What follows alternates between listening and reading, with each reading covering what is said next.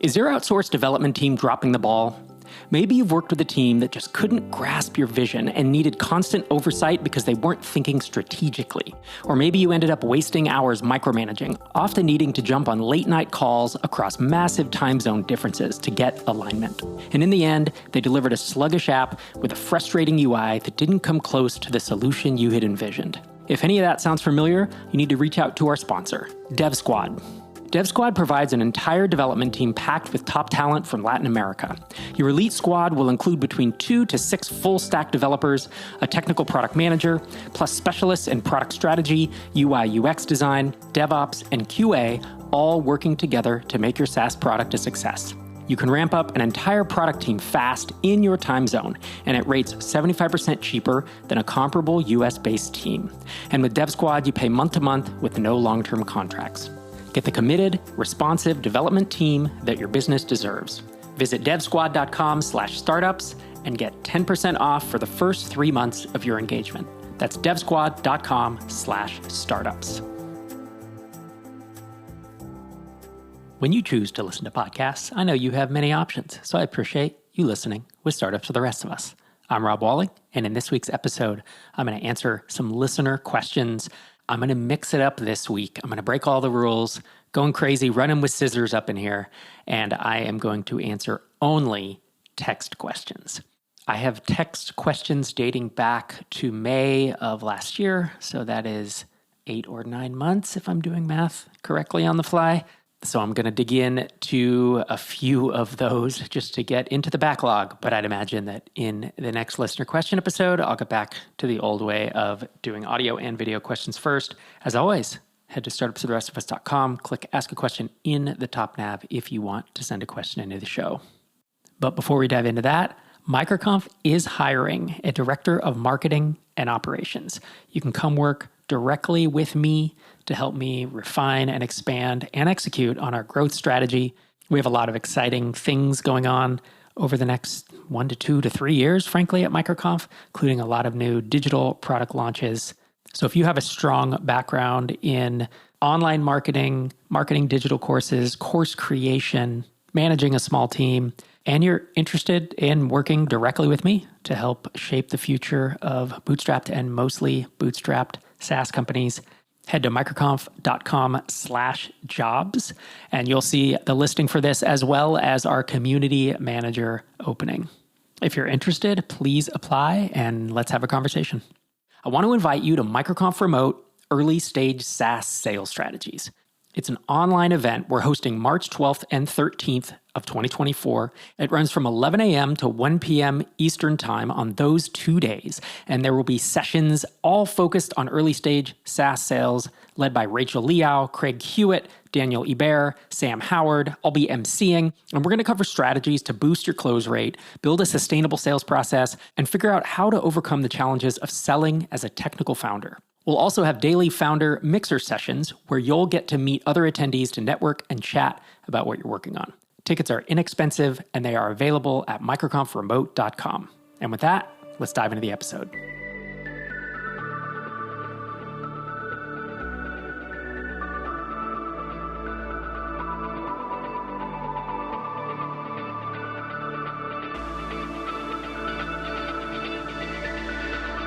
Let's dive into my first listener question.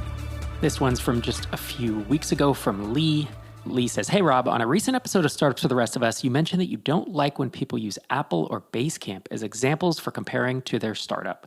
Comparison to Apple seems obvious to me, but why Basecamp/37 Signals? They seem way more of a model for bootstrappers to emulate." Thanks for that question, Lee. So the reason I don't like when people use any type of outlier company is usually you're not in their position. The issue with Basecamp is not that they're not a solid, mostly bootstrap company. They took a small bit of funding in the early days from Jeff Bezos. I'm not sure if you heard that whole story, but the problem is that Basecamp or the founders can come out and say anything. And they can say things like, we don't market, or we don't have any type of marketing analytics, or we don't check opens on our emails. They could say, I don't know that they've ever said this, but we don't do cold outreach. We don't focus on SEO. We don't care about marketing. We just built a great product. And Some of those things they've said and some haven't. I'm not trying to put words in their mouth, but they can say whatever. They have built one of the most successful bootstrapped businesses of all time. People estimate it's doing, 100, 200, 300, some hundreds of millions a year in ARR is estimated. Jason Fried on the MicroConf stage said it throws off tens of millions a year in net profit, and that was 6, 7, 8 years ago, and it's probably grown since then.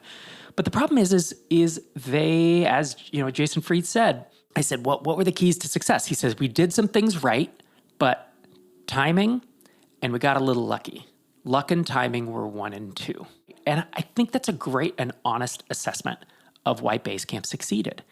If you started your SaaS in, 04, 05, and you get a little lucky, then you too can not market and not check email open and click rates and not check analytics numbers. I don't remember all, but it was things like this that I've heard them say. And so then developers who don't want to market or who don't want to focus on email opens and click rates, who don't want to do blocking and tackling that 95% of the successful businesses I see doing, they use these quotes or that sentiment to justify it because they say, well, look, Basecamp's successful and they didn't do it. The problem is you're not Basecamp.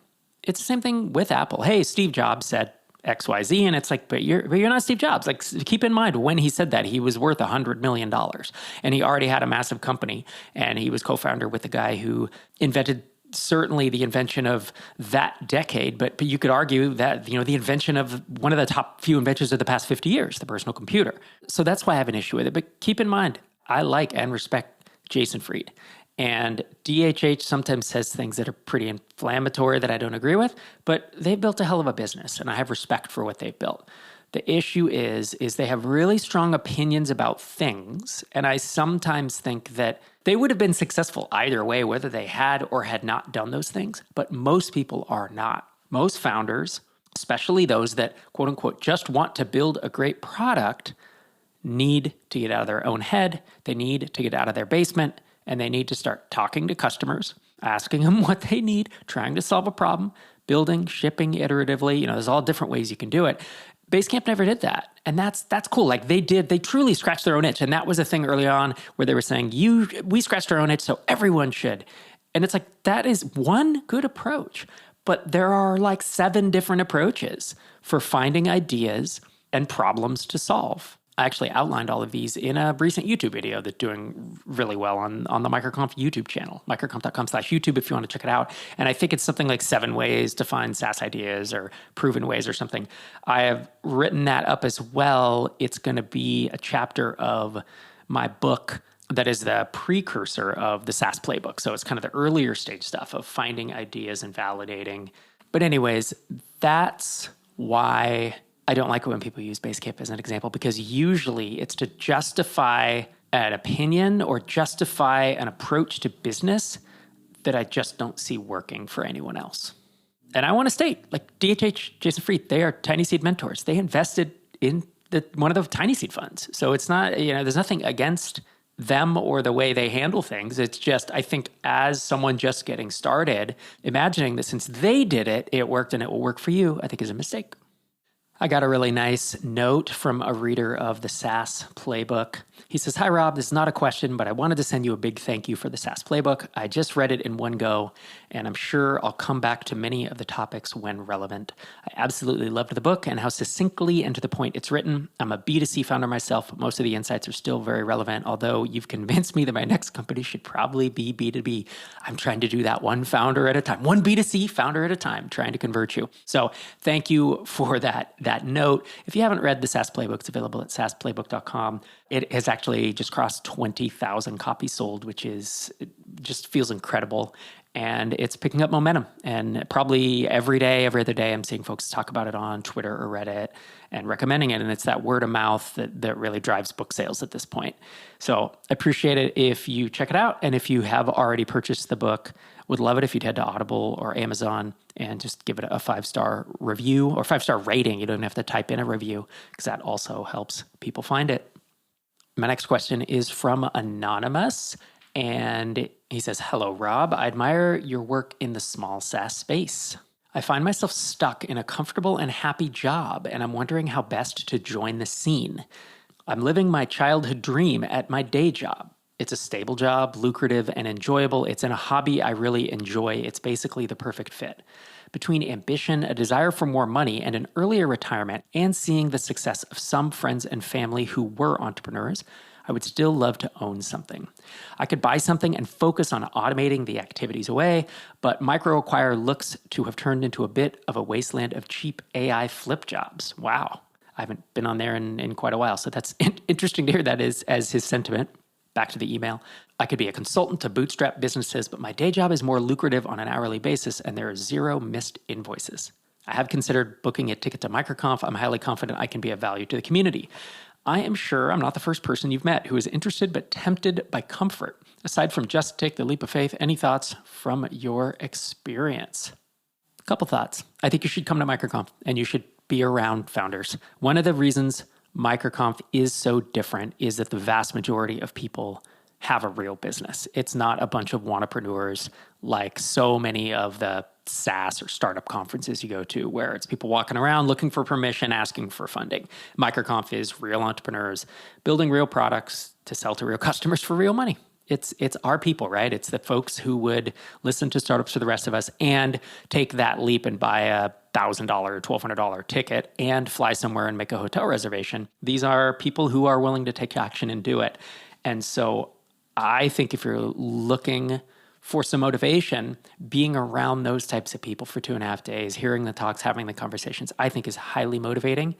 If that doesn't kind of get you unstuck, I don't know what will. I don't know you and how you work mentally or how you process all this, but I think that would be a big win. And there are still some tickets to Atlanta here in it's just about 2 months. That's at microconf.com/US. That event will sell out, so I wouldn't wait if you're going to do it. The other thing is something that I've said when I've had similar questions like this in the past. I guess from my perspective, it was a burning desire and need, and that got me through the hard times, because it's going to be a lot of work and it's going to be a lot of things you don't want to do in order to get to the place that you want to be.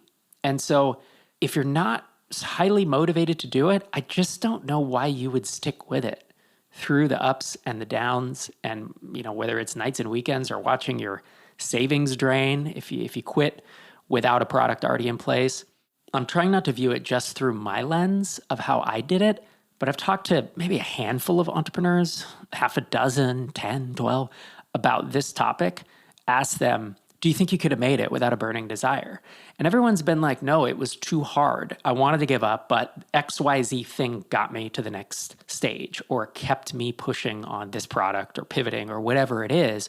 For me, it was a desire to quit my day job, to have equity, to kind of see what it was like to be an entrepreneur. And I didn't like working for other people. And that's usually the story that I hear about folks who kind of start as bootstrappers. And then at a certain point, the dopamine comes from doing interesting things, creating, shipping things into the world, and having an impact. And you start to be like, oh, well, a couple $100,000 a year isn't as interesting as $1 million a year. Oh, $2 million a year, $3 million a year. And you start to get good at it, and then you start to love it and need it. And if you went back to work for someone as just a director of something or other, a manager of something or other, where you're, I'll just say, more of a cog in a wheel. I'm not saying you are now, but if you went back to a job, it would be tremendously unfulfilling. Like the volume was turned down to 2 after volume being turned up to 8, 9, or 10 for so many years.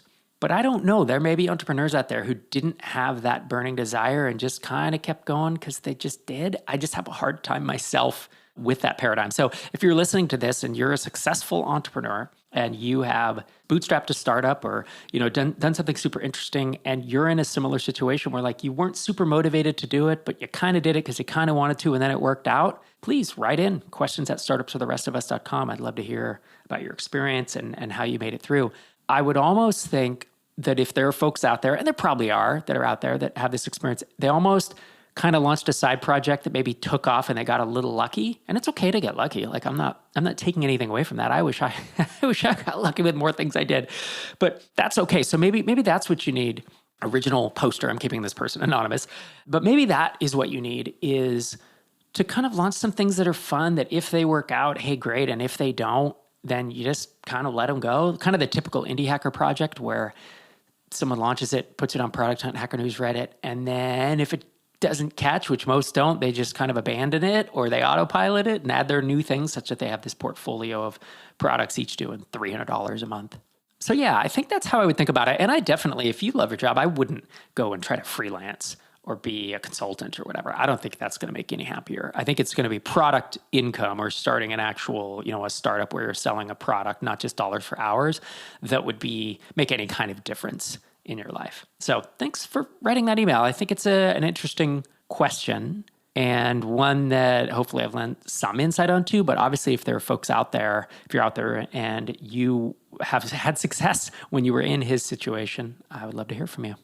My next question is from Pedro about an early access landing page. Hey, Rob, thanks for the great content. It's been incredibly helpful for me right now. So my question is related to early access landing pages and the development timeline.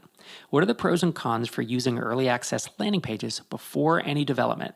So the page wouldn't have a ton of content and it'd just have an email capture form versus a more dense landing page with screenshots, feature lists, and sometimes even pricing details. In both cases, the customer conversations would be done. There is a problem to be solved. The product is not done yet. And the goal is to get prospects beyond the ones we are talking to during validation.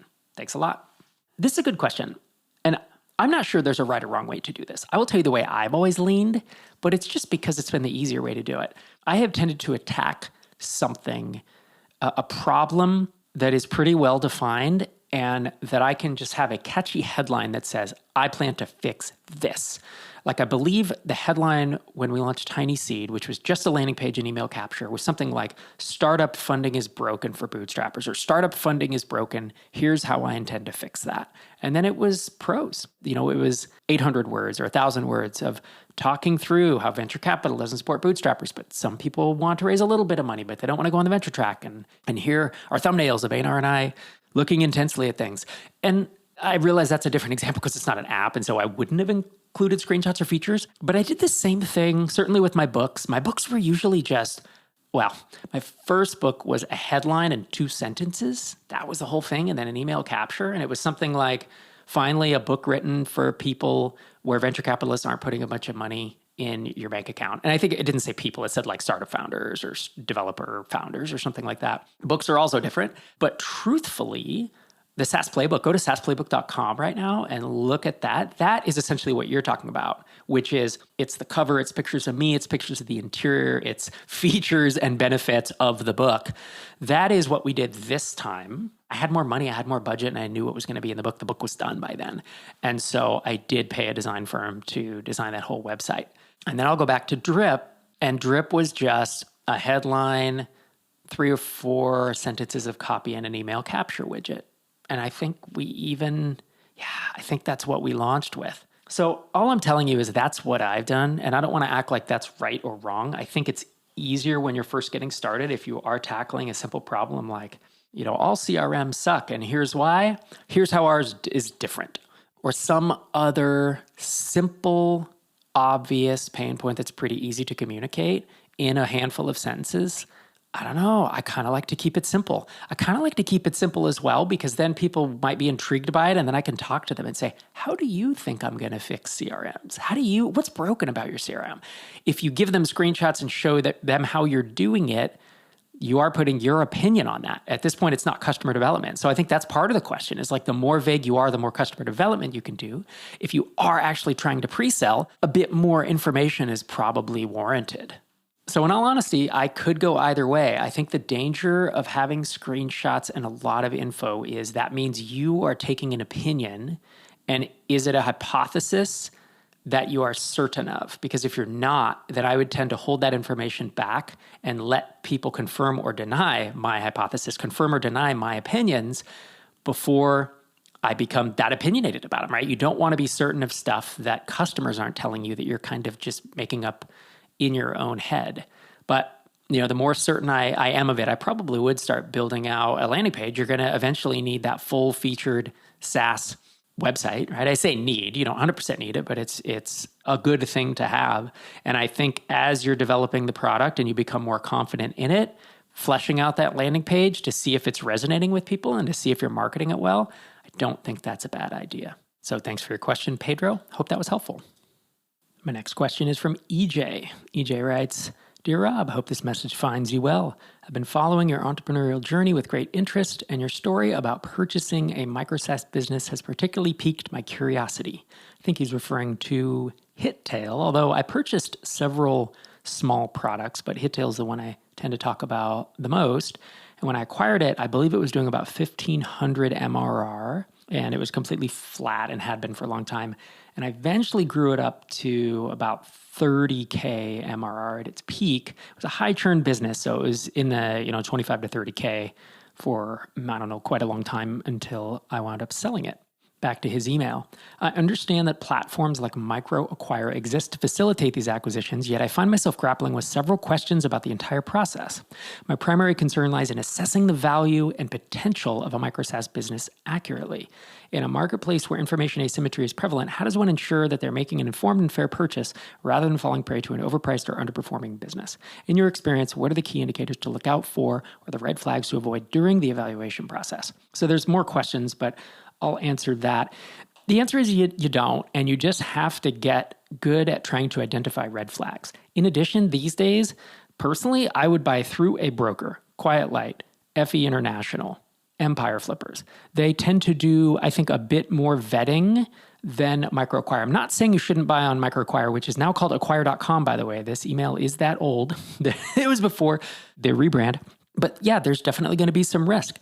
If there wasn't risk, then it would be priced accordingly. I was buying stuff and getting kind of a little bit scammed or lied to back in the 2005 to 2012, 2011. Maybe was that when I made my last acquisition? Something like that. And sometimes I got lied to and sometimes I didn't. And I just made sure that I paid a low enough purchase price that it really didn't come back to bite me. And I also did a ton of due diligence and as much investigation of it as possible. Of course, it's asymmetric information, and I think it's trying to learn the ropes of what do I really need to look for.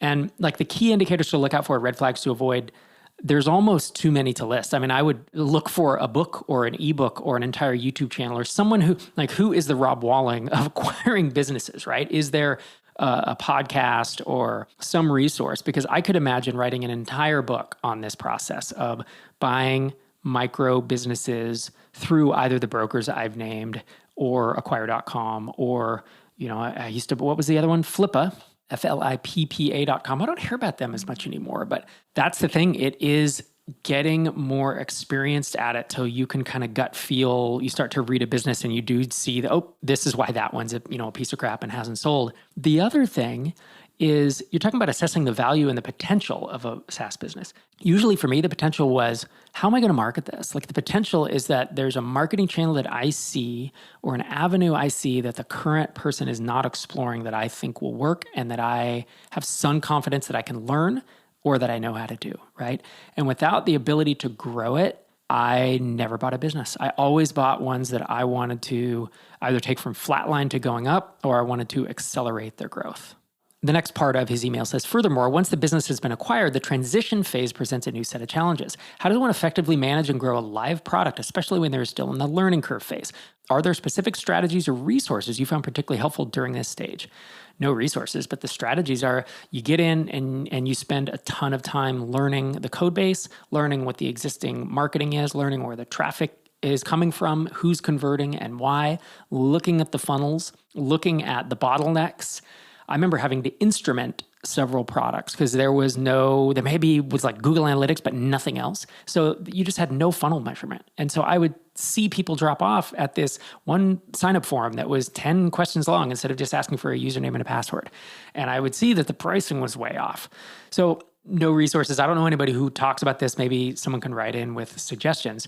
But the strategies are I would get in and learn the business and literally take ownership of it. Imagine coming into a new company and there is either a product or something else that you have to get in and start driving. And you don't own it. Let's say you're the software development manager and you have to learn the code base.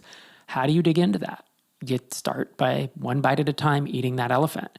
And so for me, I would tend to identify what are the things that need to be fixed first, and then move through that list. And so with Hittail specifically, it was unstable. It was buggy, and the server was crashing. So I was like, I need to learn the code base enough to fix the bugs.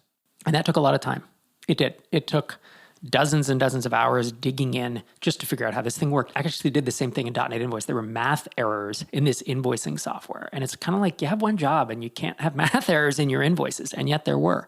And so it was going page by page through it and being able to figure out, fix the bugs, ship new versions. And then, let's see, with Hittail, it was getting it on stable servers. So we did a migration. And then I wanted a redesign of the marketing website and of the app. And that took a couple months with a designer, and then I had to retrofit it onto this old code base, and then it was marketing. And that's when I said, okay, now I'm going to juice up. I didn't want to juice up SEO and ads and whatever, content marketing and integration marketing and anything else until I felt like the product was stable and the design was amazing. And that one worked out, right? It's not to say that that's the plan for everything. .NET Invoice had some bugs that I had to fix. That was different. That wasn't SaaS. It was downloadable software that you ran on a web server. The product looked good for the time, and it needed some bug fixes and better support, and then it was just marketing. And I was looking at all the avenues that I could to market .NET Invoice and grew that from, it was doing a few $100s a month, like probably $200 to $400 a month when I acquired it. And it was usually between about $3,000 and $5,000 a month by the time I was able to plateau it. I never got a pass there. But that was a great little side income while I was doing consulting and sometimes had a full-time job as well. So yeah, you just have to dig in and do the work. Honestly, I don't know any other way. Maybe someone out there is smarter than I am and they can do it without digging in and doing the work, but that's just what I did every time. But one thing I did like about it is once I spent money on it, my back was to the wall, and that was a helpful motivator to me of like, well, I spent the money. Now I need to figure out how to make this work. And that is also why I bought in spaces that I kind of had a little bit of familiarity with. Like Hittail was an SEO keyword tool. I knew SEO. And .NET Invoice was invoicing software for .NET developers. You got the source code. And so if you didn't, you either cared about privacy or you cared about having the source code. And so I was able to talk with the developers and people who were buying it and learn from them and converse with them and figure out how to grow the marketing funnel. And then the last question in the email says, lastly, I can't help but consider the intentions of the current business owners. While I understand that there could be numerous legitimate reasons for selling, I also wonder if there might be instances where the business might have undisclosed issues or skeletons in the closet that the seller is keen to avoid. In your experience, how prevalent is a scenario and what precautions can one take to safeguard against situations? I understand these are complex questions. Any insights you can provide would be immensely valuable. Yeah, I'm sure there are undisclosed issues or skeletons in the closet, especially if you buy on a marketplace. I'm not saying marketplace buying is bad, but it is, I think, more risky than going through a broker. I'm not saying that brokers validate and verify everything, but there is at least some recourse with a third party involved. So if something was undisclosed, I would at least know that I could go back to someone and this brokerage has a reputation to uphold, right? And so even if the seller disappears, I have some recourse. Yeah, the idea here is probably the same answer that I said to the first question, which is you have to know what you're doing, have to know what you're looking for. And that takes time and experience, which is tough because how do you get that time and experience? The time is looking through a lot of deals and learning what makes them good and bad deals. And the experience for me came from buying smaller, well, my advice would be to buy smaller ones today, and then you'll learn what didn't work and apply that to the next one. I actually started with an $11,000 acquisition, and that was in, I think it was 05 or 06 when I made that. That was a lot of money. That was all the money I had in the business bank account. So I should have done something smaller. I was building things on the side, so I did have some experience, but that's how you want to do it, right? You want to take these small steps and really learn from others. And that's where I think the information put out by these brokers, by Empire Flippers, maybe Acquire.com puts out info. I don't read their stuff. I'm imagining they have ebooks on the topics. And Quiet Light and FE International and anybody else you can get your hands on. Information in that space that's going to help you learn is something that I would be consuming if I was actively thinking about this. But yeah, it's risky. There's always a chance someone's not going to disclose things and they're going to screw you. You'll never get to 100%. It's always scary. What I don't know is do you get to 80% where you're 80% certain you'll be fine, 85%? I don't know what that number is. But the only way that I know to get better at any of these things you've asked about is to put in the time and gain some experience. And without that, I think you'll just be sitting on the sidelines. So thanks for that question, EJ. I hope it was helpful. My last question for today is from Misha, and they ask, what are your thoughts on choosing tech to build a startup? In the MicroConf Slack community, which is microconfconnect.com, I keep seeing the same 2 to 3 questions asked in various channels. For example, my database is slow. The usual very specific responses pile up, but the core of the question ends up being someone who is new to software development and is seeing a symptom. Often, the tech stack is Node.js or some Python weirdness, not Django, or some .NET thing, etc. At this point, why are people not just using Rails or Django? Tons of educational material, plethora of people to hire, and more being trained in boot camps, a library for 99.99% of problems one would face, easiest way to deploy and scale, and most importantly, super stable frameworks. Is this just a matter of helping folks understand the technical and business challenges with making the right choice for what they are building?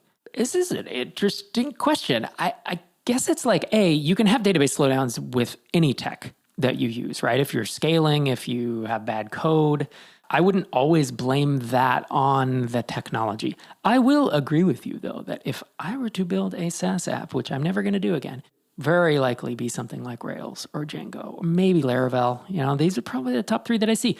Node.js is fine, and I know there's developers out there screaming at the speaker right now. But I really like these super stable server-side frameworks. Don't like JavaScript MVC frameworks that like React and such that have a bunch of spinners.